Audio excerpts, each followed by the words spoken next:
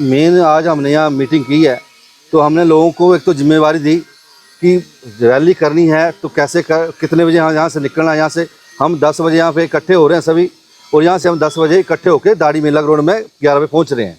11 बजे हम वहाँ से पहुँचेंगे तो मैंने रन रूप पर बताता हूँ रैली का कैसे जाना है कि आपके मीडिया के चैनल से लोगों तक पहुँच जाए। और यहाँ से हमने 11 बजे वहाँ पे थोड़ा सा लोगों से रैली के बारे में रूपरेखा बना के वहाँ से हमने पैदल यात्रा डीसी ऑफिस तक निकालनी है। वहाँ से फिर हमने डीसी साहब ने इसमें सरकार को भी ज्ञापन देना है और राज्यपाल जी को, और साथ में अपनी सरकार को भी ज्ञापन देना। हम जैसे पिछले 15 दिन पहले एक परिवार से मिले दाढ़ी में, दाढ़ी नेतड़ करके उस जगह को बोला जाता है, तो उसमें वो लेडीज़ थी बिड्डो।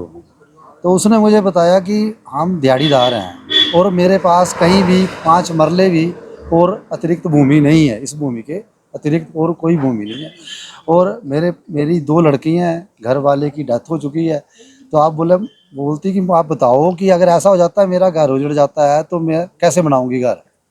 ना मेरे पास पूंजी है, ना मेरे पास ज़मीन है घर बनाने के लिए, ना कोई भी अतिरिक्त साधन नहीं है, तो हमारे लिए तो मरना ही उचित है उसके लिए। तो ऐसे लोग हैं। नमस्कार। जैसे मुझे पता चला है नरवाना के लोग हैं, दाढ़ी हो गए और ऊपर खनियारा, उसके अलावा और भी डिस्ट्रिक्ट्स हैं, कुल्लू से भी काफ़ी फ़ोन आए हैं। हाँ, मैं इस बात से सहमत हूँ कि there is a difference between lower Himachal और हायर हिमाचल में, और काफ़ी चीज़ें पता चली। अभी रिसेंटली कल ही हमें पता चला, एक हैं बेचारे, उन्होंने 5 मरले पे लोन लेके और फिर कुछ घर बनाया है, वो रिसेंटली 6 महीने ही पहले बनाया है। अब वो टूट जाएगा तो वो लोन कैसे भरेंगे, वो तो सारे रोड पर आ जाएंगे। कुछ एक ज़मीन ऐसी है जिस पे लोगों ने केस जीता है, उसका जो डिटेल्स आई हैं केस की, उसके अंदर लिखा गया है ना ही गवर्नमेंट को प्रॉब्लम है ना ही पंचायत को प्रॉब्लम है, लेकिन वो चढ़ी नहीं है खाते में। तो nature of land is big headache सबके लिए। गरीब लोग भी हैं, हमारे साथ में पड़ोसी हैं, अंकल नहीं रहे 6-8 महीने पहले, वो भी केस लड़ते लड़ते एक्सपायर हो गए बेचारे इसी टेंशन। मैं तो यही कहना चाहता हूँ कि जब वर्ष 2002 में जब हम लोगों से ये जो हमारे पेरेंट्स थे, हमने तो नहीं भरे, उन फादर ने भरे थे, या जैसे फादर की उम्र के उन्होंने सभी से फार्म भरवाए गए थे।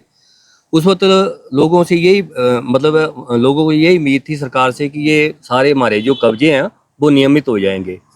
उसके बाद जब 2002 में शायद ये जुलाई अगस्त की बात है, और उसमें सारे फार्म भर के सरकार को चले गए, तो लोग थोड़े निश्चिंत हो गए कि अब तो हमारा काम हो जाएगा।